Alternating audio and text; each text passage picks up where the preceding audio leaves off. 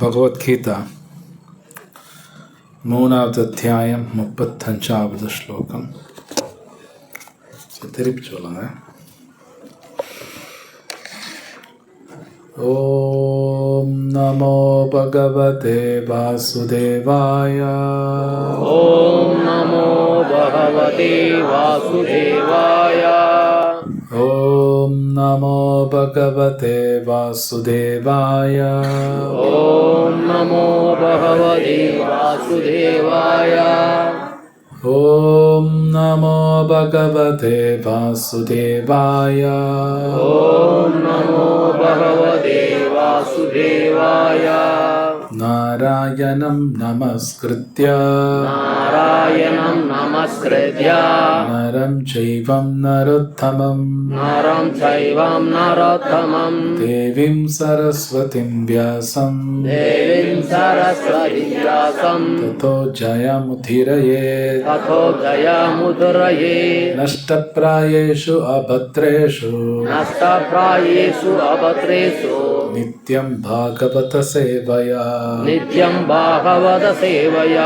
பகவதி உத்தம ஸ்லோகே பக்திர்பவதி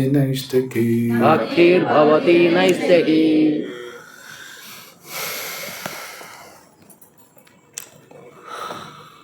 श्रेयान् स्वधर्मो विगुणः परधर्मात् स्वनुष्ठितात् स्वधर्मे निधनं श्रेया परधर्मो भयावहः श्रेयान् स्वधर्मो विगुणः परधर्मात् स्वनुष्ठितात् स्वधर्मे निधनं श्रेया परधर्मो भयावहः. திருப்பி சொல்லுங்க. ஸ்ரேயான் மிக நன்று, ஸ்வதர்ம ஒருவனுக்கென்று விதிக்கப்பட்டுள்ள கடமைகள், விகுண குற்றங்கள் இருந்தாலும், பரதர்மாத் மற்றவர்களுக்கு விதிக்கப்பட்டுள்ள கடமைகளை விட, ஸ்வனுஷ்டிதாத் நன்றாக செய்வதில், ஸ்வதர்மே ஒருவனுக்கென்று விதிக்கப்பட்டுள்ள கடமைகளில், நிதனம் அழிவு, ஸ்ரேய நன்று, பரதர்ம பிறருக்கு பரிந்துரைக்கப்பட்டுள்ள கடமைகள், பய ஆவக அபாயகரமானது. மொழிபெயர்ப்பும் பொருளுரையும் வழங்கிய அகில உலக கிருஷ்ண பக்தி இயக்க ஸ்தாபகர் அபய சரணாரவிந்த பக்திவேதன் சுவாமி ஸ்ரீ பிரபுபாத்கி. திருப்பி சொல்லுங்க. பிறருடைய கடமைகளை நன்றாக செய்வதை விட குற்றங்கள் இருப்பினும் தனக்கென்று விதிக்கப்பட்ட கடமைகளை செய்வது சிறந்தது. பிறருடைய பாதையை பின்பற்றுதல் அபாயகரமானது என்பதால் பிறரது கடமைகள் ஈடுபடுவதை விட தனக்கென்று உள்ள கடமையை செய்யும்போது அழிவடைவதும் சிறந்ததாகும். நிறைவேற்ற வேண்டும். இயற்கை குணத்தை அடிப்படையாக கொண்டு மனம் மற்றும் உடலின் நிலைக்கு ஏற்ப விதிக்கப்படும் கடமைகளை பௌதிக கடமைகள் எனப்படும். கிருஷ்ணருக்கு திவ்யமான தொண்டு செய்வதற்காக ஆன்மீக குருவால் கட்டளையிடப்படுபவை ஆன்மீக கடமைகள் எனப்படும். ஆனால் பௌதிகமானாலும் சரி, ஆன்மீகமானாலும் சரி, பிறருக்கு விதிக்கப்பட்ட கடமைகளை நகல் செய்வதை விட தனக்கு விதிக்கப்பட்ட கடமைகளை மரணம் வரை இடைவிடாது நிறைவேற்றுவதில் உறுதி கொள்ள வேண்டும்.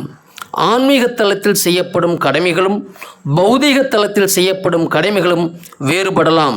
ஆனால் அதிகாரியின் வழிகாட்டுதலை பின்பற்றுதல் எனும் கொள்கை செயலாற்றுவோருக்கு நல்லதாகும். ஒருவன் இயற்கை குணங்களின் கட்டுப்பாட்டில் இருக்கும்போது பிறரை நகல் செய்யாமல் தன்னுடைய குறிப்பிட்ட நிலைக்கேற்ப இவர்களை கடைபிடிப்பதால் அழிந்து போனாலும் அது சத்திரியனுக்கு சிறந்ததாகும். ஒவ்வொருவரும் படிப்படியான வழிமுறையின் மூலம் தனது இதயத்தை தூய்மைப்படுத்த வேண்டுமே ஒழிய திடீரென்று அல்ல. இருப்பினும் பௌதிக இயற்கையின் குணங்களை கடந்து கிருஷ்ண உணர்வில் நிலை பெற்று விட்டால் அங்கீகரிக்கப்பட்ட ஆன்மீக குருவின் வழிகாட்டலின்படி ஒருவன் எதை வேண்டுமானாலும் எப்படி வேண்டுமானாலும் செய்யலாம். கிருஷ்ண உணர்வின் அந்த பூர்ண நிலையில் சத்திரியன் பிராமணனைப் போலவும் பிராமணன் சத்திரியனைப் போலவும் செயலாற்றலாம். அந்த திவ்யமான தலத்தில் ஜட உலகின் வேறுபாடுகளுக்கு இடமில்லை. உதாரணமாக, விஸ்வாமித்திரர் சத்திரியராக இருந்தும் பிற்காலத்தில் அந்தணராகவும், பரசுராமர் அந்தணராக இருந்தும் பிற்காலத்தில் சத்தியராகவும் செயலாற்றியுள்ளனர். திவ்யமான நிலையில் நிலை பெற்றிருந்தால் அவர்களால் இதுபோன்று செய்ய முடிந்தது.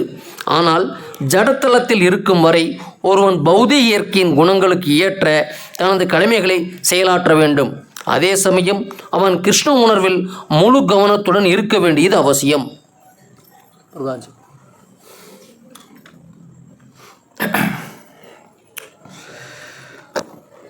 अज्ञानातिमिरन्दस्य ज्ञानाञ्जनशलाकया चक्षुर्मिलितं येन तस्मै श्रीगुरवे नमः. श्रीचैतन्यमनोभीष्टं स्थापितं येन भूतले स्वयं रूपकदा मह्यं ददाति स्वपदान्तिकं. वन्देऽहं श्रीगुरु श्रीयुतापदकमलं श्रीगुरुं वैष्णवां च श्रीरूपं साग्रजातं रघुं साद्वैतं सावधूतं परिजनसहितं कृष्णचैतन्यदेवं श्रीराधा कृष्णपादां सहगणललिता श्रीविशाखावितां च. हे कृष्ण करुणा सिन्धु दीनबन्धु जगत्पते गोपेश गोपिकान्त राधाकान्त नमस्तुते. तप्तकाञ्चन गौराङ्गी राधे वृन्दावनेश्वरी वृषभानुसुते देवी प्रणमामि हरिप्रिये.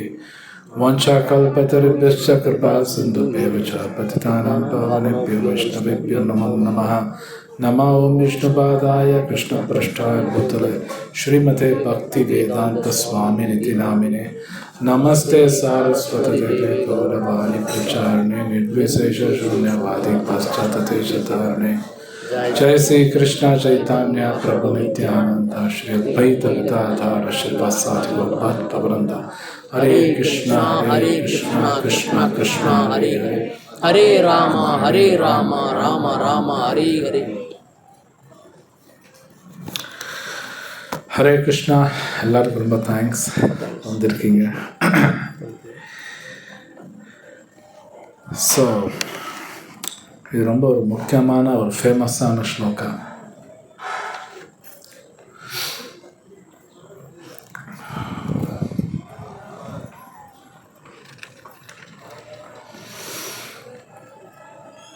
சாஸ்திரம் பிரகாரம்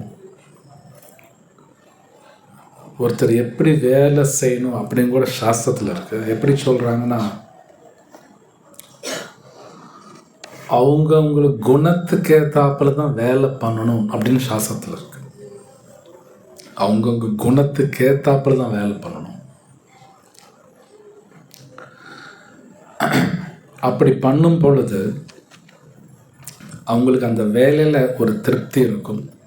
உண்மையில் இப்படி பண்ணும் பொழுது ஒழுங்காகவும் வேலை செய்வாங்க. அந்த வேலைக்கான ரிசல்ட்டு ஒழுங்காக இருக்கும், நல்லாவும் இருப்பாங்க. ஆனால் கலியுகத்தில் எப்படி நடக்குதுன்னா, அவங்களுக்கு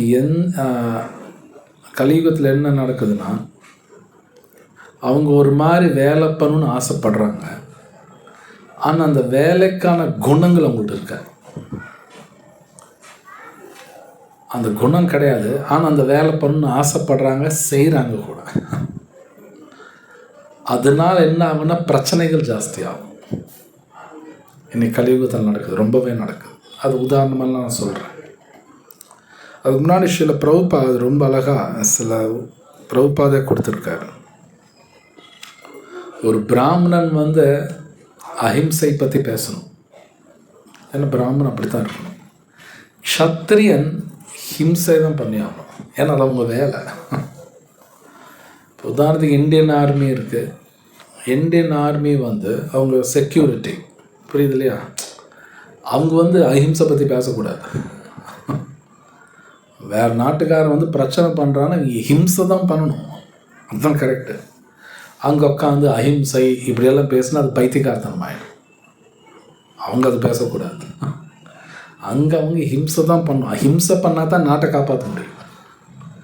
அந்த ஆர்மியை வந்து ஹிம்சை பண்ணால் தான் நாட்டை காப்பாற்ற முடியும், இல்லை காப்பாற்ற முடியாது. பட் ஒரு பிராமணன் அப்படிங்கும்போது அவங்க அஹிம்சை தான் பேசி ஆகணும். ஏன்னா அந்த குணம் அப்படி, அவங்க குணம். அப்போது அவங்கவுங்க குணத்துக்கேற்றாப்புல தான் வேலை பண்ணணுமோ தவிர அவங்க செய்கிறாங்க நான் செய்கிறேன் அப்படிங்கிற தப்பு. ஆனால் இன்னைக்கு கலியுகத்தில் நடக்குது. நான் பல பேருக்கு தெரியலாம், நான் காலேஜில் ப்ரொஃபஸராக இருக்கேன், நான் இப்போ அதை பார்க்குறேன். நிறைய ஸ்டூடெண்ட்ஸ் என்ன பண்ணுறாங்கன்னா அவங்க டாக்டர் ஆகணும்னு ஒரு ஆசை இருக்கும், ஆனால் அவங்க அந்த குணமே இருக்காது. இந்த டாக்டர் படிக்கணும்னா அதுக்குன்னு சில குணங்கள் வேணும். ஆனால் இவங்களுக்கு படிக்கணும்னா அந்த டாக்டர் ஆகும்னு ஆசை இருக்குது, அந்த குணங்கள் கிடையாது. ஆனால் அந்த டிகிரி எடுத்து படிப்பான். கடைசியில் என்ன ஆகுன்னா அவனுக்கும் நல்லது நடக்க போகிறதில்ல, இவன் நாட்டுக்கும் நல்லது பண்ண முடியாது. அவன் தப்பாக டாக்டரும்பாங்க, அவனுக்கு ஒன்றும் தெரியாது. அவன் இப்போல்லாம் உயிர் எடுத்துருவான். முதல்ல அந்த குணங்கள் இருக்கணும், அதுக்கான இதெல்லாம் இருக்கணும். ஸோ கிருஷ்ணர் ரொம்ப அழகாக இங்கே சொல்கிறார் அர்ஜுனாட்ட, நீயோ க்ஷத்திரியன், நீயே இப்போ அஹிம்சை பற்றியெல்லாம் பேசுகிற, உன்னோட வேலையை சண்டை போடணும்.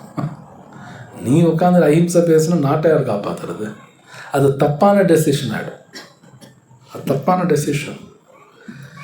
ஸோ இன்றைக்கி கலியுகத்தில் எப்படி நடக்கிறதுனா இது எல்லா இடத்துலையும் நடக்குது. அவங்கவுங்க வேலையை விட்டுட்டு அடுத்தவங்க வேலை பண்ண பார்க்குறாங்க.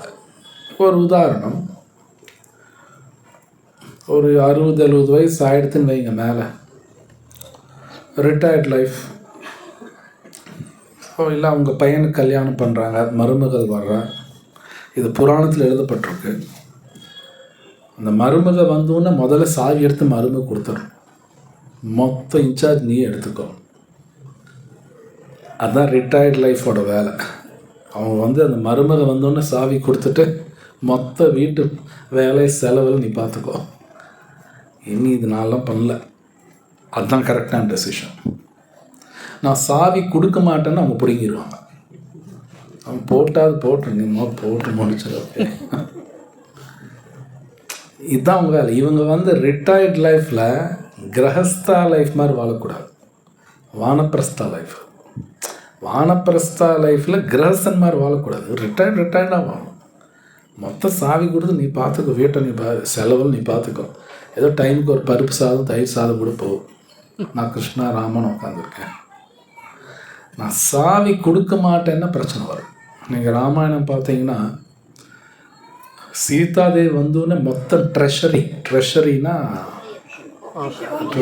ட்ரெஷர் பொக்கிஷன் இல்லை, கருவூலம் பிரபு, சரியானது கருவூலம். மொத்த ட்ரெஷரி சீதை கொடுத்துருவாங்க. நீ கருவூலம் தமிழ் எனக்கு தெரியல, எனவே புரிஞ்சா சரி, கருவூலம் கொடுத்துருவாங்க. மொத்த இன்சார்ஜ் நீ பார்த்துக்கோ. மகாபாரத்தில் ட்ரெஷரி எல்லாம் பார்த்து திரௌபதி தான் கொடுப்பாங்க. ஃபுல்லாக நீ பார்த்துக்கோ, நல்ல ரெஸ்பான்சிபிலிட்டி, அந்த வேலை கொடுப்பாங்க. நான் கொடுக்க மாட்டேன்னா பிரச்சனை ஆகிடும். அவங்கவுங்க வேலை அவங்க கரெக்டாக செய்யணும். ஒரு வர்ணத்தில் இருந்துட்டு இன்னொரு வர்ணத்தை வேலை செய்யக்கூடாது, அது பைத்தியக்காரத்தனம். இது கலியுகத்தில் ரொம்பவும் நடக்குது, இப்போ ரொம்ப ஜாஸ்தியாகுது. இப்போ நீங்கள் வெளிநாட்டில் இப்போ இந்தியாவில் நிறைய வருது, கல்யாணம் பண்ணிக்குவாங்க. கல்யாணம் பண்ணிட்டு ஹஸ்பண்ட் ஒரு ஊரில் இருப்போம், ஒய்ஃப் இன்னொரு ஊரில் இருக்கும். விவாகம் அப்படின்னாலும் 2 பேர் சேர்ந்து வாங்க. தனித்தனியாக வாழ்கிறீங்கன்னா ஐயா, அதாவது கிரகஸ்தாசிரமம் எடுத்துகிட்டு பிரம்மச்சாரி ஆசிரமம் மாதிரி வாழக்கூடாது, இல்லை சன்னியாசி ஆசிரமம் மாதிரி வாழக்கூடாது. அந்த ஆசிரமத்துக்கு உண்டானதான் அவங்க செய்யணும், இந்த மாதிரி போகக்கூடாது. கலியுகம் இது ஜாஸ்தி நடக்கும். ஒரு ஆசிரமத்தில் இருந்துட்டு இன்னொரு ஆசிரமத்தோட வேலை பண்ணக்கூடாது. ஸோ கிருஷ்ணா இங்கே வார்னிங் கொடுக்குறாரு, உன் வேலை என்னமோ செய், கொஞ்சம் தப்பாக செஞ்சாலும் கூட பரவாயில்ல அப்படிங்கிறார். உன் வேலை இன்னும் பார்த்து செய், அடுத்த வேலையை காப்பி பண்ணுறேன் பண்ணாதேங்கிறார், அது செய்யக்கூடாதுங்கிறார். அவங்கவுங்க எந்த ஆசிரமத்தில் இருக்காங்களோ அந்தந்த வேலை செய்யணும், அவங்க குணத்துக்கு ஏற்றாப்புல வேலை பண்ணணும். ஆனால் கலியுகத்தில் என்னென்னா தன் குணத்துக்கு ஏற்றாப்புல வேலையும் கிடைக்கிறது கஷ்டமாகும். அது வேறு ஒன்று இருக்குது. சம்டைம்ஸ் எனக்கு நல்ல குவாலிட்டி இருக்கலாம், தகுந்த வேலை கிடைக்காது. எனக்கு கலியுகம் இது இப்படி தான் இருக்கும். அது ஒரு தோஷம்தான்.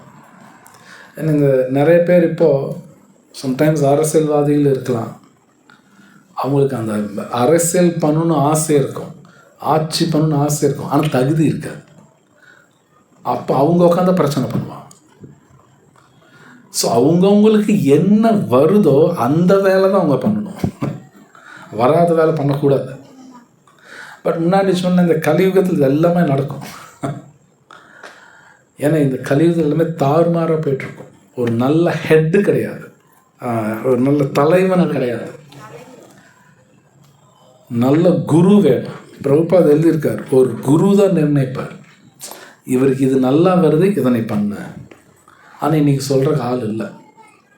ஒரு குரு வந்து உனக்கு இந்த ஃபீல்டு நல்லா வருது நீ இதுக்கு போயிடு அப்படின்னு சொல்கிற ஆள் இல்லை. இன்றைக்கி அப்படி கிடையாது. நம்மளோட எஜுகேஷனே ஒர்ஸ்ட்டாக தான் இருக்குது. நம்மளோட எஜுகேஷன் ரொம்ப மோசமாக இருக்குது. அவங்க எல்லாரும் physics, chemistry, maths, English, Hindi, Tamil ஒழுங்காக படித்தாதான் நீ அறிவாளி, உனக்கு வேலை கிடைக்கும், இல்லை வேலை கிடைக்காது. அது பைத்தியக்காரத்தனம் தான், அது பைத்தியக்காரத்தனம். நீங்கள் மகாபாரதம் படித்தீங்கன்னா அர்ஜுனர் எங்கேயுமே வேதம் படித்தான்னு எங்கேயும் வராது. அவர் சின்னதுலேருந்து சண்டை போடுறது தான், அந்த அம்பு எடுத்து விட்டுக்கிட்டே இருப்பார். அதுதான் மெயினாக க்ஷத்ரியா. அவர் க்ஷத்ரியன், அவருக்கு அது நல்லா வருதா அதில் ஃபோக்கஸ் பண்ணுவாங்க. அதுதான் கரெக்ட். ஒரு ஆத்மாவுக்கும் ஒன்று ஒன்று நல்லா வரும், அவங்க உடல் பொறுத்து ஒன்று ஒன்று நல்லா வரும், அதில் அவங்க ஃபோக்கஸ் பண்ணுவாங்க. பட் கலியுகம் வரும்போது எல்லாம் தேரமாக இருக்குது. அவங்களுக்கு எது நல்லா வருமோ அந்த வேலையே பண்ண முடியாது. ஒருவே வேலை பண்ணாலும் ஜீவனம் பைசா கிடைக்காது, அவங்களுக்கு சம்பாதிக்க முடியாது. இப்படியும் வரும் பலவிதமான பிரச்சனைகள் இந்த கலியுகத்தில் இருக்கும். ஸோ அப்போ அது மாதிரி ஒரு தோஷம். இப்போ சுகதேவ் கோஸ்வாமி சொல்கிறார் கடைசியில், பகவான் நாமா சொல்லு அவர் பார்த்துக்குவார். ஹரே கிருஷ்ணா ஹரே கிருஷ்ணா கிருஷ்ணா கிருஷ்ணா ஹரே ஹரே, ஹரே ராம ராம ராம ஹரே ஹரே. நாமா சொல்லணும், பகவான் அனுகிரகத்தில் எங்கள் வேலைக்கு போவாங்க. ஏசம் ஜீவனம், ஏன்னா வயிறுக்கு ஃபில் பண்ணி ஆகணும். ஸோ இது போக போக இது இப்படி தான் இருக்கணும். யாருக்கு என்ன வராதோ அந்த வேலை செய்ய பண்ணுவாங்க, அந்த வேலை தான் செய்ய பார்ப்பாங்க. அவங்க பண்ணுறாங்க நானும் பண்ணுறேன், நோ அது சரி கிடையாது. அவங்க பண்ணுறாங்க நான் பண்ண, எனக்கு என்ன வருமோ அதுதான் நான் போய் ஆகணும். என்னோடய உடல் அமைப்புன்னு ஒன்று இருக்குது, அதில் ஒரு வார்த்தை பிரபுபாத் எழுதியிருக்கேன், சைக்கோ ஃபிசிக்கல் கண்டிஷன். தமிழில் என்னன்னு தெரியல, அது இந்த பொருளூரில் செகண்ட் சென்டென்ஸ். இயற்கை குணத்தை அடிப்படையாக கொண்டு மனம் மற்றும் உடலின் நிலைக்கு ஏற்ப விதிக்கப்படும் கடமைகள் பௌதீக கடமைகள் எனப்படும். மனம் அப்புறம் மனம் உடலின் நிலைக்கு ஏற்ப விதிக்கப்படும் சைக்கோ ஃபிசிக்கல் கண்டிஷன் இருக்கும். ஒருத்தரோட மனசு உடல் சம்பந்தம் அதை பார்த்து தான் வேற ஒர்க் பண்ணணும். அவங்க பண்ணுறாங்க நான் பண்ணக்கூடாது. ஒரு உதாரணம், சில வேலைகள் பெண்கள் நல்லா பண்ணுவாங்க, அந்த வேலை ஆண்கள் பண்ண முடியாது, அது பெண்கள் தான் பண்ணணும். சில வேலை ஆண்கள் தான் நல்லா பண்ணுவாங்க, அது பெண்கள் பண்ண முடியாது.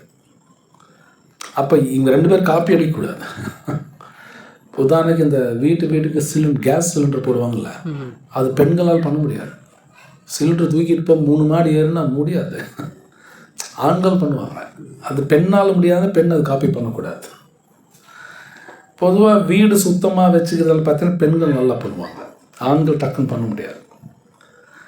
அப்போ ஒருத்தருக்கு ஒன்று ஒன்று வரும். ஆனால் இவங்க அவங்கள காப்பி பண்ண நினச்சா பிரச்சனை ஆகிடும். இங்கே அர்ஜுனர் கிருஷ்ணர் என்ன சொல்கிறாருன்னா, உனக்கு எது வராதோ அதை நீ பண்ண பார்க்குற அப்படிங்கிறாரு கிருஷ்ணா. உனக்கு அது வராது, அதையே நீ பண்ண பார்க்குற அப்படிங்கிறாரு கிருஷ்ணர் தான் சொல்ல வர்றார். நீ க்ஷத்ரியனாச்சே, நீ எப்படி சன்னியாசி மாதிரி வாழ்வ? உங்கள் ரத்தத்திலே அது இல்லைங்கிறார் கிருஷ்ணா. ஏன் புதுசாக பண்ண பார்க்குற? அது பிரச்சனை அப்படிங்கிறார். கரெக்டு, அது கரெக்ட். ஸோ இந்த கலியுகத்தில் என்ன நடக்குதுன்னா, நிறைய பேர் மேபி எல்லாரும் 90% மேலே அவங்களுக்கு எது வர்றதோ அது பண்ண பார்க்குறாங்க. அப்போ பிரச்சனையாக தான் இருக்கும், பிரச்சனையாக தான் இருக்கும். ஸோ இது சரியாகுமானா எனக்கு தெரியல, உண்மையில் எனக்கும் தெரியல. ஒருத்தர் பகவத்கீதா படித்து பகவான் அனுகிரகம் பொழுது அட்லீஸ்ட் அவங்க லைஃப் சரியாக இருக்கும். அவங்களுக்கு என்ன வருமோ நல்லா போவாங்க, அவங்களுக்கு எது நல்லா வருதோ அந்த வழியில் போவாங்க, ஷைன் பண்ணுவாங்க, அதனால் ஷைன் பண்ணுவாங்க. மற்ற யுகத்தில் இதில் இப்படி தான் இருந்தது. குரு சொல்லிடுவாங்க, உனக்கு இது நல்லா வருதுன்னு இப்படி போ, நீ ஒரு வைஷ்யனாக இருக்கலாம், நீ க்ஷத்ரியனாக இருக்கலாம், நீ பிராமணனாக இருக்கலாம், அவன் குரு தான் நிர்ணயம் பண்ணுவார் எது நல்லா வருதுன்னு. ஆனால் இப்போ மாதிரி கிடையாது. இப்போ எல்லோரும் மேக்ஸ் படிக்கணும், எல்லோரும் ஃபிசிக்ஸு, எல்லாம் கெமிஸ்ட்ரி, இது படித்தா தான் நீ புத்திசாலி அப்படின்னு தான் இன்றைக்கி இருக்குது. இது எப்படின்னா, குரங்கு இருக்குது, ஒரு யானை இருக்குது, ஒரு மாடு இருக்குது. இந்த மூணுக்கு ஒரு போட்டி. யார் மரம் ஏறுறாங்களோ அவன் தான் புத்திசாலின்னா. குரங்கு ஏறிடும், யானை எப்படி ஏறும்? யானைக்கு ஒரு சக்தி இருக்குது, அது குரங்கு கிடையாது. குரங்கு இருக்கிற ஒரு சக்தி இருக்குது, அது யானை கிடையாது. குரங்கு மரத்தை கிளைம் பண்ணிடும், ஏறிடும். யானைனால ஏறுற சக்தி கிடையாது. ஆனால் யானை நினச்சா மரத்தை பிடிங்கிட்டு போயிடும், அதுக்கு அந்த சக்தி இருக்குது. குரங்குக்கு அது கிடையாது. இப்போ இது ரெண்டில் எது சிறந்ததுன்னா அது பைத்தியக்காரத்தான். இன்றைக்கி எஜுகேஷன் அப்படி தான் இருக்குது, இன்றைக்கி உண்மையில் படிப்பு அப்படி தான் இருக்குது. இது தப்பு தான். இது கவர்மெண்ட் பண்ணுறதாட்டும் அவங்க பண்ணுறது ஒரு பெரிய தப்பு. ஸோ இந்த சாஸ்திர ரீதியாக போகும்போது போட்டியே வராது. ஒரு வர்ணத்துக்கு இன்னொரு வர்ணத்துக்கு போட்டி வராது, ஆக்சுவலி வராது. இன்றைக்கி எல்லாம் வருது, எல்லாம் பயங்கர போட்டியாக இருக்குது, எல்லோரும் ஒரே வேலை பண்ணுறாங்க. அப்போ போட்டி வந்துடும், பிரச்சனை வரும், பொறாமை வரும், அடிதடி வரும், கொலையும் நடக்கும். பட் ஒரு காலத்தில் எப்படி இருக்குன்னா, அவங்கவுங்களுக்கு என்ன வருதோ அதான் பண்ணிகிட்ருப்பாங்க, அது போட்டியே வராது, போட்டி வராது. ஸோ கிருஷ்ணா ரொம்ப அழகாக பகவத்கீதையில் ஒரு எக்கானமினா பொருளாதாரம் அதெல்லாம் பேசியிருக்கார். இன்றைக்கெல்லாம் பொருளாதாரம் ஒரு மாதிரியாக இருக்குது. காரணம் என்னென்னா, எல்லோரும் ஒரே வேலை செஞ்சு எல்லாம் பெரிய ஆளாகும் அப்படின்னு. But no, it's not like that. அவங்கவுங்களுக்கு என்ன வருதோ அதை செய்யலாம். ரீசெண்டாக ஒருத்தர் பேசுகிறது நான் கேள்விப்பட்டேன், நான் கேட்டேன். நான் என்ன செருப்பு தைக்கிறனவோ அவங்கெல்லாம் இருக்கணுமா? செருப்பு தைக்கிறது கேவலமான ஒரு தொழிலெலாம் கிடையாது, நல்ல தொழில் தான். அது கேவலமான தொழில் கிடையாது. இன்றைக்கி நீங்கள் ஈரோட்டில் பாருங்கள், இந்த செருப்பு தைக்கிறவங்கெல்லாம் பார்த்தீங்கன்னா அவங்க செத்து போயிட்டாங்கன்னா அடுத்த ஜென்ரேஷன் கிடையாது, செருப்பு தைக்க ஆள் கிடையாது. பிஞ்சு போச்சுன்னா புதுசு வாங்கணும். நீங்கள் போய் பாருங்கள், எல்லாம் வயசானவங்களாக இருப்பாங்க, அடுத்த ஆள் கிடையாது. தப்பு தான் அது. செருப்பு தைக்கிறது கேவலமான தொழில் கிடையாது. பட் அன்ஃபார்ச்சுனேட்லி அப்படி பேசுகிறாங்க. இப்போ அது கேவலமான தொழில் கிடையாது, அது ஒரு தொழில், சாஸ்திரம் மதிக்குது. அந்த செருப்பு தைக்கிறோன்னு நான் ஹரே கிருஷ்ணா சொல்லிட்டு செருப்பு தைச்சிட்டே கிருஷ்ணாட்ட போயிடலாம், முடியாதெல்லாம் கிடையாது, பண்ண முடியும். இந்த உலகத்தில் எதுவும் கேவலமான தொழில்னு ஒன்று கிடையாது. அஃப்கோர்ஸ் ஏமாத்தாமல் எல்லா தொழிலும் நல்ல தொழில் தான். இது உயர்ந்தது, இது கீழே அப்படின்னு வேதம் எங்கேயுமே சொல்லலை, மனுஷன் தான் அப்படி பேசுகிறான். வேதத்தில் அப்படியும் கிடையாது. செருப்பு தைக்கிறவங்க இந்த சொசைட்டிக்கு வேணும், ரோடு கூட்டுறவங்க சொசைட்டிக்கு வேணும் இல்லைன்னு கிடையாது, கண்டிப்பாக அவங்களாம் வேணும். எல்லா விதமான தொழிலுக்கும் இருக்கணும். இந்த தொழில் கேவலமான தொழில்னு யாராவது பேசுகிறாங்கன்னா புத்தி இல்லாதவன்னு அர்த்தம். ரோடு கூட்டுறாங்கன்னா அது முக்கியமான தொழில், அவங்க இல்லைன்னா எப்படி ஊரே நாரி போயிடும். ஸோ ஒருத்தருக்கு அதுதான் நல்லா வருது, அதை செய்யலாம், தப்பு இல்லை. இது பார்த்திங்கன்னா நம்ம நாட்டில் காட்டில் வெளிநாட்டில் கொஞ்சம் நல்லா நடக்கும், இது உண்மை. வெளிநாட்டில் பார்த்திங்கன்னா சில பேர் ரொம்ப ஹை பொசிஷனில் இருப்பாங்க, அவங்க பையன் பார்த்திங்கன்னா ஒரு கொத்தனாராகவும் இருப்பார், சம்டைம் ரோடெல்லாம் கூட்டுவாங்க. வெளிநாட்டில் அந்த பிரச்சனை இல்லை, அது ஒருத்தன் நல்லது, நானே பார்த்துருக்கேன். அவர் வந்து ஒருத்தர் யூனிவர்சிட்டியில் ப்ரொஃபஸர், அவங்க பையன் வந்து கொத்தனாராக ஒர்க் பண்ணுறான். இந்தியாவில் நடக்காது. ஒரு யூனிவர்சிட்டியில் ஹை லெவலில் இருக்கிற பையன் கொத்தனாராக இந்தியாவில் வேலை பண்ண மாட்டான். அவனுக்கு தெரியலனாலும் அதில் ஒரு ஜாப் வேலை வாங்கி கொடுத்துருவான். அது பைத்தியக்காரன். ஆனால் வெளிநாட்டில் நார்மலாக நடக்கும். அங்கே டிக்னிட்டி ஆஃப் லேபரும்பாங்க. தமிழ் எனக்கு தெரியாது. டிக்னிட்டி ஆஃப் லேபர்னால் ஒரு மதிப்பு இருக்கும். அவங்க எந்த வேலை செஞ்சாலும் மதிப்பாங்க. வெளிநாட்டில் அது இந்தியாவில் தான் கம்மி. அது பிரச்சனை. இந்தியாவில் தான், வெளிநாட்டில் அது இருக்குது. அவங்க வேலை செய்கிறாங்கன்னு அது மதிப்பாங்க. கொத்தனாராக இருக்க அவங்க மதிப்பாங்க. That's good job, it's okay, இதெல்லாம் தப்பு என்ன இருக்குது. அவர் யாரை ஏமாத்தாமல் வேலை செய்கிறனா ஃபைன், அதுக்கு ஒரு மதிப்பு கொடுக்கணும். அங்கே அது ஆதரிக்கிறாங்க. பரவாயில்ல, உங்கள் அப்பா ப்ரொஃபஸராக இருக்கலாம், நீ கொத்தனாரா பரவாயில்ல, இதனால் என்ன தப்புன்னும் கிடையாது. அவர் நியாயமாக சம்பாதிக்கிறார். ஸோ கிருஷ்ணர் ரொம்ப அழகாக சொல்கிறார், உனக்கு என்ன வருதோ அப்படியே செய், அப்படியே செஞ்சுட்டு பகவான்ட்டு போகலாம். இது நீங்கள் புராணங்களை பார்த்தீங்கன்னா பல பேர் அந்த மாதிரி செஞ்சுருக்காங்க. ராமாயணத்தில் சபரி வராங்க. சபரி ஒன்றும் படித்தவும் கிடையாது. அவங்க ஆசிரமத்தை கூட்டுருவாங்க. கடைசியில் ராமருக்கு நேராக பார்க்குறாங்க. ஆச்சரியம், பெரிய விஷயம். அவங்களுக்கு என்ன வருதோ அவங்க நல்லா செய்கிறாங்க. அவங்க ஆசிரமத்தை கூட்டி நல்லா பெருக்கி நீட்டாக வச்சுக்குவாங்க, பண்ணாங்க.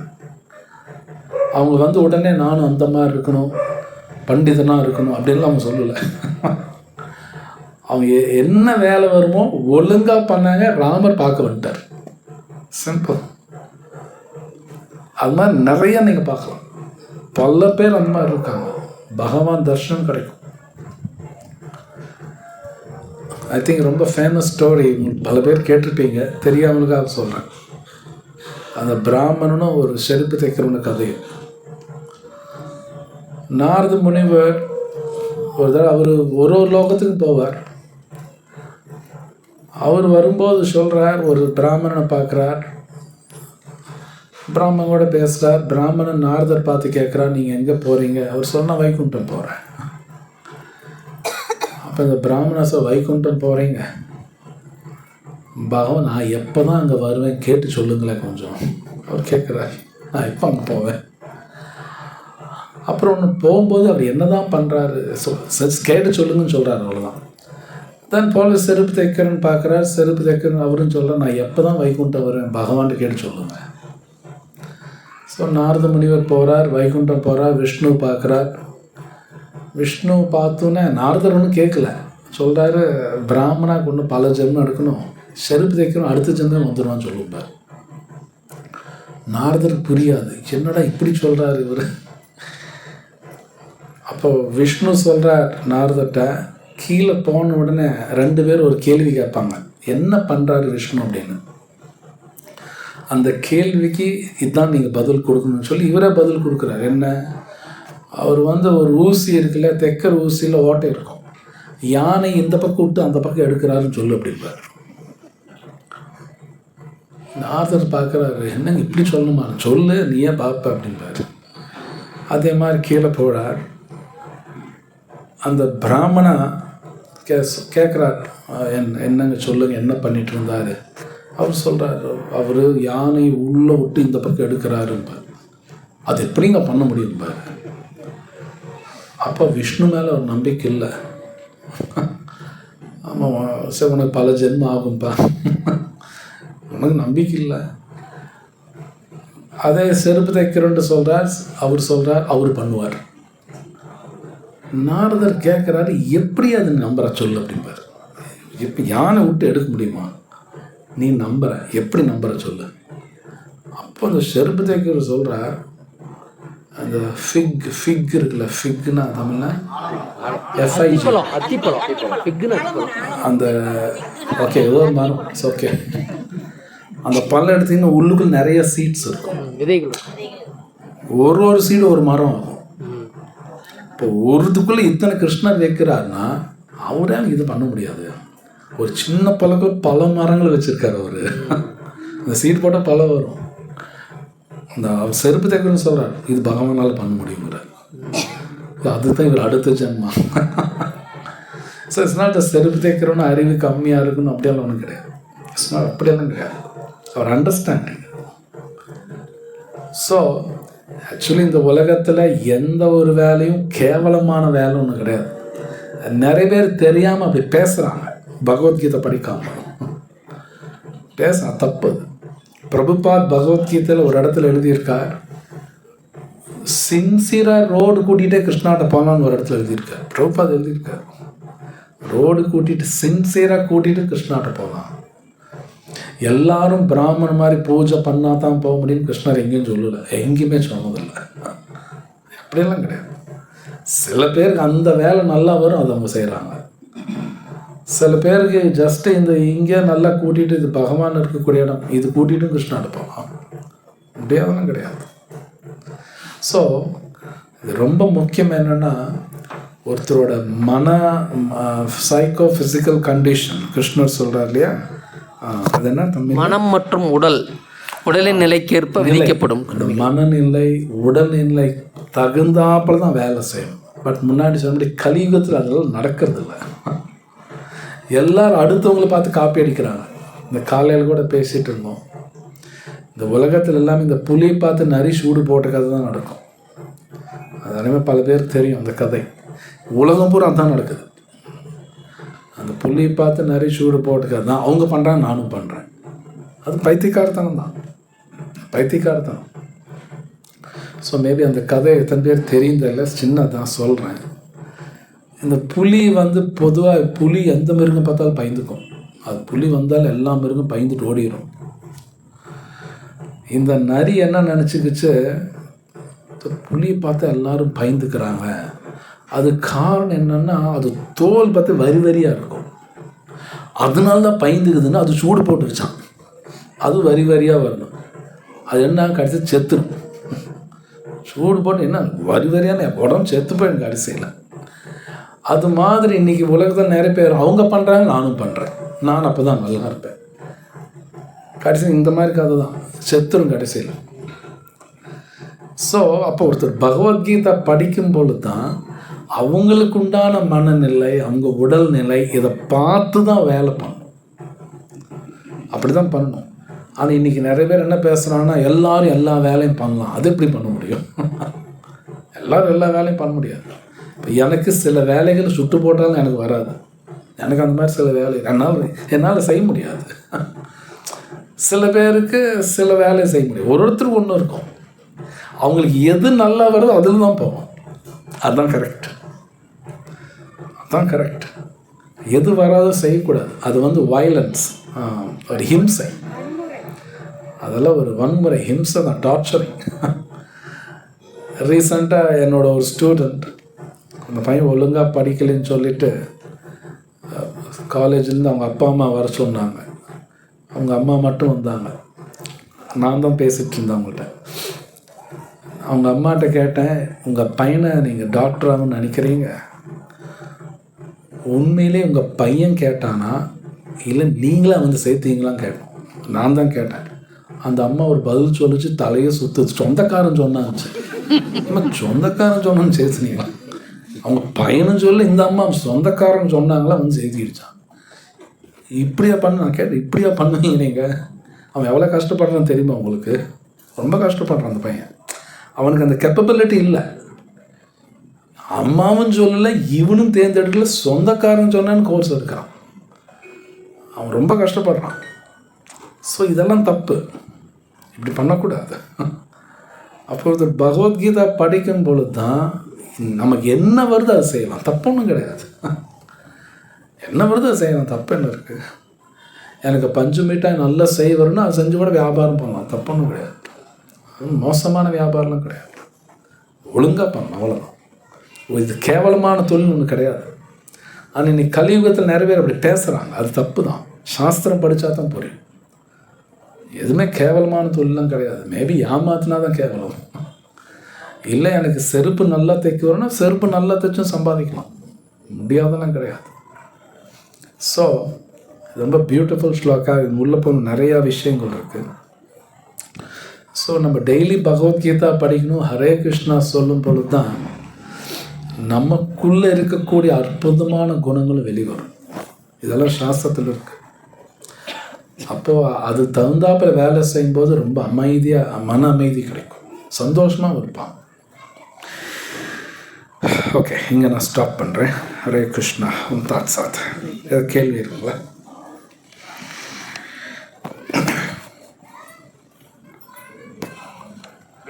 ஏதாவது கொஷின்ஸ் இந்த ஸ்லோகா சம்பந்தப்பட்டது?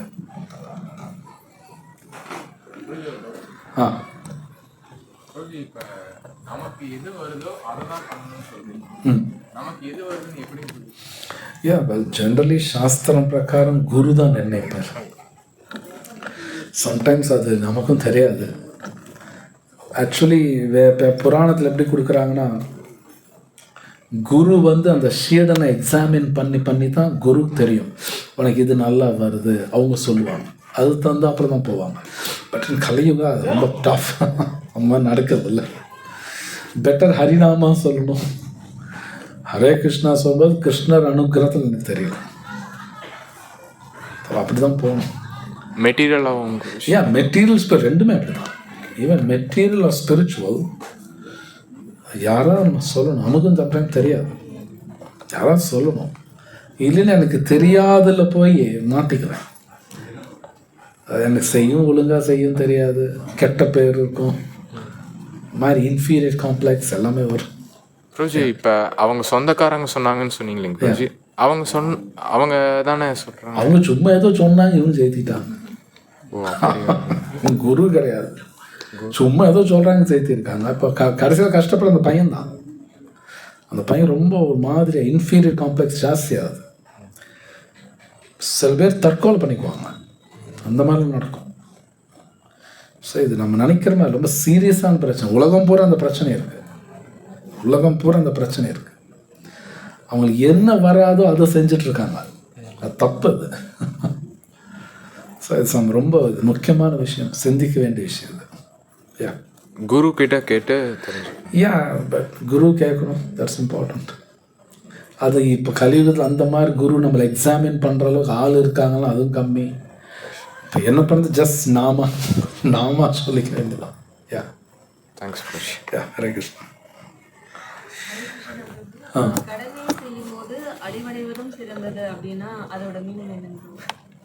வெல், நீங்கள் கிருஷ்ணர் சொல்கிறார் அர்ஜுனர்கிட்ட, உன்னோட கடமையை சண்டை போடுறது.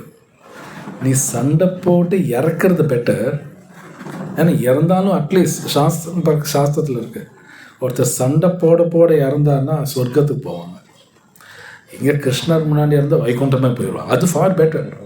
சண்டை போடாமல் இருக்கிற இது பெட்டருங்கிற கிருஷ்ணா. அது ஹரே கிருஷ்ணா. நீங்க பாத்தீங்கன்னா ஸ்டூடெண்ட்ஸ் எல்லாருமே ரொம்ப ஹாப்பியா இருக்கணும், ஜாலியா இருக்கணும், மொபைல் போன் நோண்டணும், அதெல்லாம் அவ்வளவு கடமையா இருக்கும் பிரபு. அப்படிதான் நினைச்சிட்டு இருக்காங்க எல்லாருமே. அது எப்படி கடமையாகும்? எல்லாருமே அப்படிதான் பிரபு இருக்காங்க. சொல்லி அவனுக்கு குரு எப்படி கிடைக்கும்? பேரண்ட்ஸே குருவா இருக்கக்கூடிய ஸ்தானத்துல எல்லாரும் பேரண்ட்ஸுமே ரொம்ப ஹாப்பியா ஜாலியா இருக்கணும் நினைக்கிறாங்க. ஸோ இந்த கலியுகத்தில் என்ன நடக்கும்னா, ரெஸ்பான்சிபிலிட்டி எடுக்க மாட்டாங்க. அதான் பிக் ப்ராப்ளம் கலியுகத்தில். ரெஸ்பான்சிபிலிட்டி எடுக்க தயாராக இல்லை. கிருஷ்ணா அர்ஜுன்கிட்ட சொல்கிறார், உன் ரெஸ்பான்சிபிள் நீ விடுற அப்படிங்கிறார். புரியுது இல்லையா? சண்டை போடுறது உங்கள் வேலை, அந்த ரெஸ்பான்ஸ் நீ எடுக்க மாட்டேங்கிறங்கிறார். அர்ஜுனருக்கு என்ன கவலைனா, ரெஸ்பான்சிபிலிட்டி எடுத்து எனக்கு கவலை வருமேங்கிறார். அதுதான் அவரோட வாதம். ரெஸ்பான்சிபிலிட்டி கவலை வருதே. பட் கிருஷ்ணர் சொல்கிறார், இப்போ ரெஸ்பான்சிபிலிட்டி எடுத்தால் கவலை வர மாதிரி இருக்கும், ஆனால் பின்னாடி சந்தோஷம் வருங்கிறார். சந்தோஷம் காத்துக்கிட்டு இருக்குங்கிறார். ரெஸ்பான்சிபிலிட்டி எடுக்கணும். எடுத்தால் இனிஷியலாக கொஞ்சம் கஷ்டமாக தான் இருக்கும், பட் போக போக அது வேறு மாதிரி வரும், சந்தோஷம் வரும். அது கிருஷ்ணர் பேசியிருக்கார். So that's important. ரெஸ்பான்சிபிலிட்டி எடுக்கணும். பட் கலியுகத்தில் ரெஸ்பான்சிபிலிட்டி எடுக்க தயாராக இல்லை. அது தப்பு தான். அது எடுக்கணும். அது எடுத்து பகவான் சொன்னபடி எடுக்கும்போது அவங்க நிறைய என்னன்னு பகவான் அனுகிரகம் கிடைக்கும். எல்லாரும் எடுக்கணும்.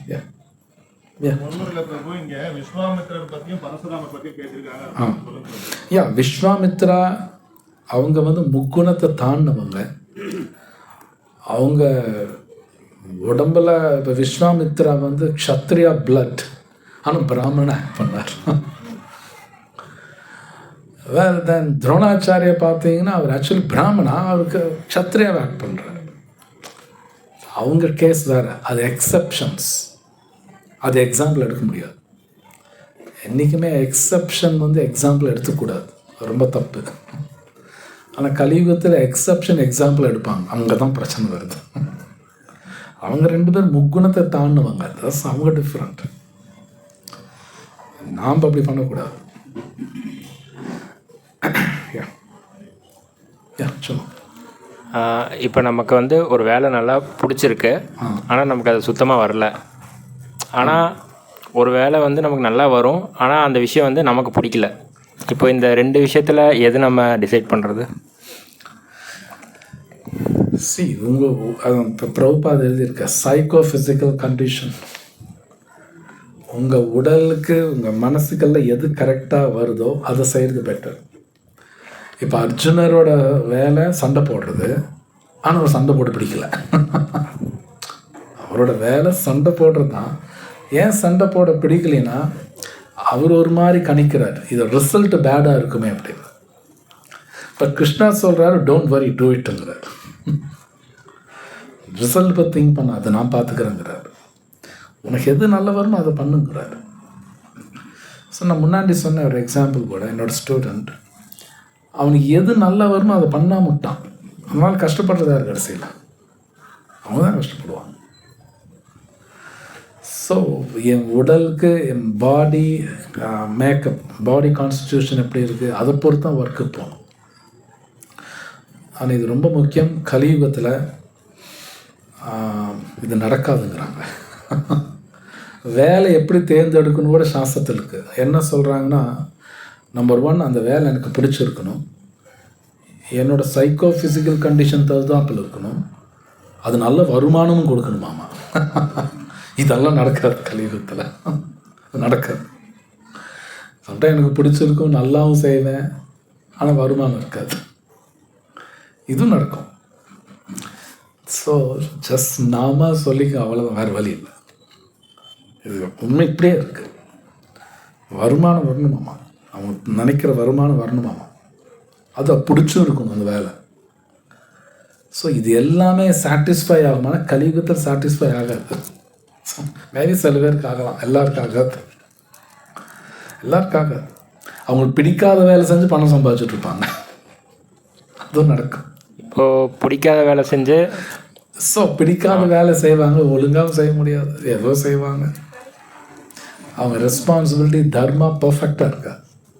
ஃபார் எக்ஸாம்பிள், இன்றைக்கி இருக்க நிறைய பொலிட்டீஷியன்ஸ், ஓப்பனாக என்னால் பேர் சொல்லலை, அவங்களுக்கு அது அந்த பொசிஷன் வேணும்னு ஆசைப்படுறாங்க, ஆனால் அதுக்கு உண்டான ரெஸ்பான்சிபிலிட்டி எடுக்க மாட்டேங்கிறாங்க. வேலை செய்ய தெரியாது, ஆனால் பொசிஷன் வேணும். அப்போ அவங்க நாட்டுக்கு நல்லது பண்ண முடியாது.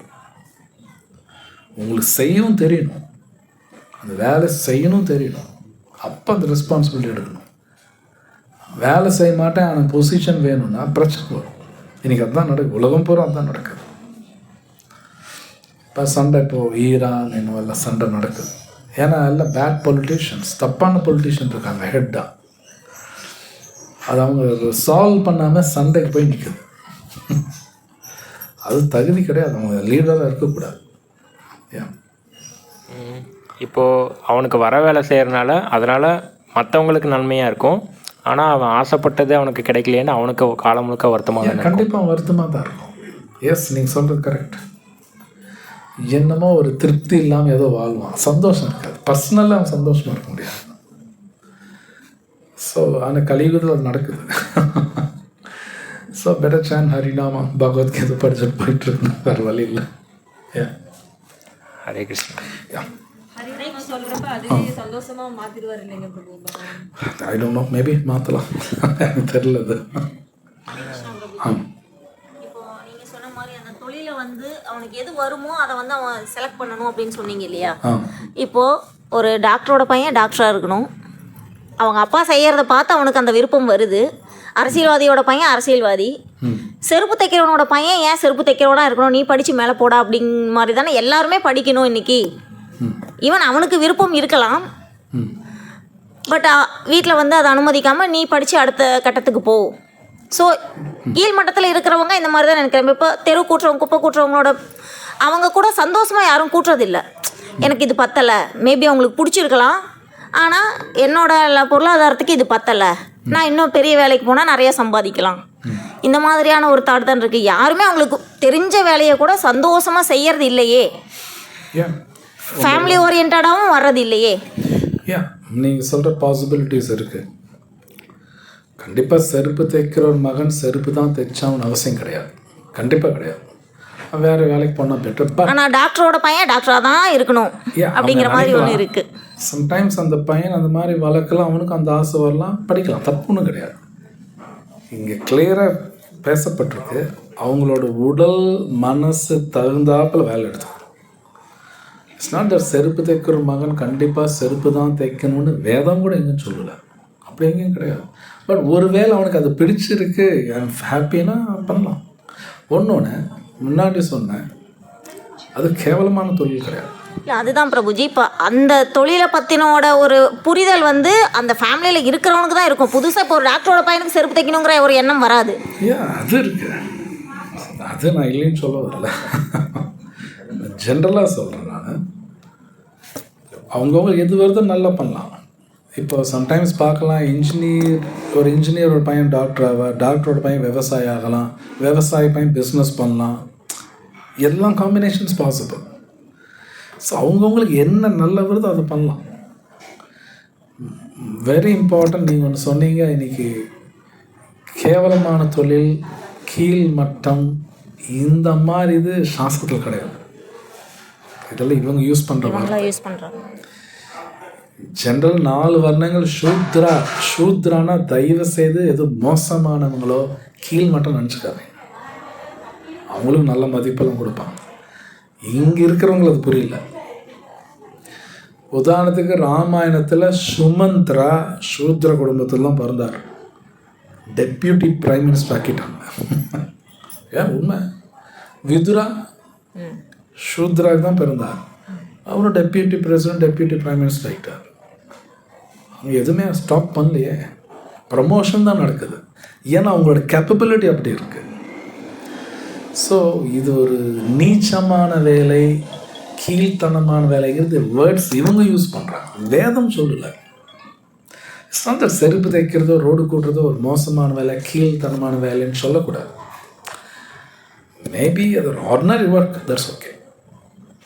பட் அது மோசமான வேலைன்னு அது அவமதிக்கக்கூடாது, வேதம் அவமதிக்கல. செய்யறவங்களே அதை அப்படின்னு என்ன, அவங்களுக்கு அந்த அறிவு இல்லைன்னு அர்த்தம். செய்கிறவங்களுக்கு அந்த அறிவு இல்லை. இது எல்லா வேலையும் நல்ல வேலை தான். பகவத்கீதை பிரபுபாத எழுதுறார், எல்லா வேலையும் பகவான் கொடுக்குற வேலை, அது பகவான் கொடுத்தான்னு செய்யலாம். அந்த நாலேஜ் நமக்கு வேணும், கண்டிப்பாக வேணும், நோ டவுட். அந்த நாலேஜ் கொடுக்கணும், மக்கள் கொடுக்கணும். ஆக்சுவலி படித்தவங்க அந்த நாலேஜ் வந்து மற்றவங்களுக்கு கொடுக்கணும், அது நடக்கிறது இல்லை இப்போ, அது தப்பு தான். ஸோ வேறு ஏதாவது கொஸ்டின் சொல்லுங்கள். கேள்வி, பொதுவாக குருவை சிஷ்யம் மிஞ்சனா குருக்கு பெருமை அப்படிங்கிறாங்க, அது எந்த அக்கௌண்ட்டில் சொல்கிறாங்க அப்படி? ஓகே, எந்த அக்கௌண்ட்லனா ஏன் ஸ்ரீடன் நம்மளோட நல்லா பண்ணுறா அப்படிங்கும்போது அவங்க பொறாமையில் பார்க்க மாட்டாங்க, அவங்களுக்கு சந்தோஷம் இருக்கும். துரோணாச்சாரியா மகாபாரதத்தில் வருது. துரோணாச்சாரியா வந்து சண்டைக்கு முன்னாடி சபையில் சொல்லுவார், என்னை கொல்லக்கூடிய சக்தி அர்ஜுனுக்கு மட்டும் இருக்கும் பார். அவரே சொல்லுவார், அர்ஜுனுக்கு அந்த கேப்பபிலிட்டி இருக்கும் பார். பெருமையாக சொல்லுவார், பெருமையாக சொல்லுவார், அர்ஜுனுக்கு அந்த கேப்பபிலிட்டி இருக்கு. துருப்பதன் துரோணாச்சாரியா, திருஷ்டத்யும்னன். திருஷ்டத்யும்னன் துரோணாச்சாரி கொள்வது வேறு மாதிரி கொள்வார், அது உக்காந்துருக்கும்போது தலை வெட்டுவார். சண்டை போட்டு இது பண்ணுறோன்னா அர்ஜுனர் கேப்பபிலிட்டி இருக்குன்னு துரோணரே சொல்லுவார், சபையில் சொல்லுவார். அவருக்கு பெருமையாக இருக்குது, எனக்கு இந்த மாதிரி ஒரு ஸ்ரீடம், அவர் அந்த சக்தி இருக்குது. They feel happy. பொறாமையில் இருக்காது, அது பொறாமை கிடையாது. ஏன்னா எனக்கு இப்படி ஒரு ஸ்ரீடம் இருக்காரு. கலியுகம் இஸ் டிஃப்ரெண்ட். கலியுகத்தில் எல்லாமே வீட்டுக்குள்ளேயும் பொறாமல் இருக்கும், அவ்வளோதான். வீட்டுக்குள்ளேயும் பொறாமல் இருக்கும், எல்லாம் ஹஸ்பண்ட் ஒய்ஃப்குள்ளே இருக்கும், அண்ணன் தம்பிக்குள்ளே இருக்கும், எல்லாமே பொறாமை இருக்கும். பட் அது வேறு, அந்த யுகம். Dronacharya high class. அவர் சொல்வார், அர்ஜுனுக்கு அந்த சக்தி இருக்குது. ரொம்ப இதாக சொல்லுவார், பெருமையாக சொல்லுவார். இது மகாபாரதத்தில் வரும். என்னென்ன அப்படின்னா அதில் எப்படி போறாம? ஒரு பையனோட ஒரு பையன் மார்க் வாங்கணும். கம்ப்ளீட் பண்றது வந்து சி, பகவத்கீதாவில் கிருஷ்ணா கோஆப்ரேஷன் பற்றி பேசுகிறார், காம்படிஷன் பற்றி கிருஷ்ணா எங்கேயுமே பேசலை. இந்த கலியுகத்தில் எல்லாரும் காம்படிஷன் தான் பேசுகிறாங்க. கோஆப்ரேஷன் மறந்துட்டான். புரியுதுங்களா? தமிழ் என்ன கோஆப்ரேஷன்னா கிருஷ்ணர் பேசுகிறார், 3rd சாப்டரில் இருக்குது. கோஆப்ரேஷன் தான் நம்ம எல்லாருக்கும் சொல்லிக் கொடுக்கணும், காம்படிஷன் கிடையாது. ஆனால் இன்னைக்கு உலகம் பூரா காம்படிஷன். அந்த பையன் நல்லா படிக்கிறான், நீ அவனை தோக்கடிக்கணும். அவன் அந்த கார் வாங்கிட்டான், நீ பெட்டர் கார் வாங்கணும். இந்த கம்பேரிசனுங்கிறது வியாதி, அது பெரிய வியாதி இந்த கலியுகத்தில். தப்பது. கோஆப்ரேஷன் சொல்லிக் கொடுக்கும், எப்படி ஒருத்தர் கோஆப்ரேட் பண்ணிக்கிறது. கிருஷ்ணர் இது பேசுகிறார், ஆனால் அந்த வார்த்தை விட்டுட்டாங்க. நம்ம கோஆப்ரேட் பண்ண பழகணும்னா எல்லோரும் நல்லா இருக்கும். ஆனால் அதை விட்டு கம்பீட் பண்ண பழகிறாங்க, அங்கே தான் பிரச்சனை. அப்போ என்ன, கொலையும் நடக்கும், கொலை நடக்கும். ஸோ இன்றைக்கி நிறைய பேர் அப்படி தான் இருக்காங்க. பெட்ரோல் அப்படி தான் சொல்லித்தராங்க, அந்த பக்கத்து வீட்டு பையனுக்காக நீ மார்க் எடுக்கணும். ஸோ அப்படின்னா அந்த பெற்றோர்கள் அந்த பையன் மனசில் தெரியாமல் ஒரு ஜெலசியெல்லாம் உண்டாக்குறாங்க, பொறாமையில் உண்டாக்குறாங்க. தப்பு. நீ நல்லா படி, நல்ல மார்க் எடு, தட்ஸ் எனஃப். அவனோட பெட்டராக இருக்கணும், அது தப்பு. அது தப்பு. இப்போ அந்த குழந்தை வந்து, அம்மா நீ ஏமா அந்த மாதிரி அழகா இல்லைன்னா அதோட அழகாக இருக்கலாம்லாம். இந்த அம்மா எங்கே போகும்? பெயிண்டாக பூசிக்க முடியும். திருப்பி கேட்டால் எப்படி இருக்கும் நினச்சி பாருங்க. ஏம்மா அந்த அம்மாவோட ஏமா நீ இப்படி இருக்க, அழகாக இருக்கலாமல்ல. அந்த அப்பாவோட நீ ஏப்பா இப்படி வீடு கட்டியிருக்கேன்னு இந்த குழந்தை கேட்டால் எப்படி இருக்கும்? So it's not right. Cooperation சொல்லிக் கொடுக்கணும், காம்படிஷன் சொல்லிக் கொடுக்கக்கூடாது. தப்பு. அது கிருஷ்ணா அது பேசுகிறார். ஆமாம். ஸோ வேறு எதாவது இருக்குல்ல? ஓகே. ग्रंथराज श्रीमद् भगवत गीता की जय, श्रील प्रभुपाद की जय.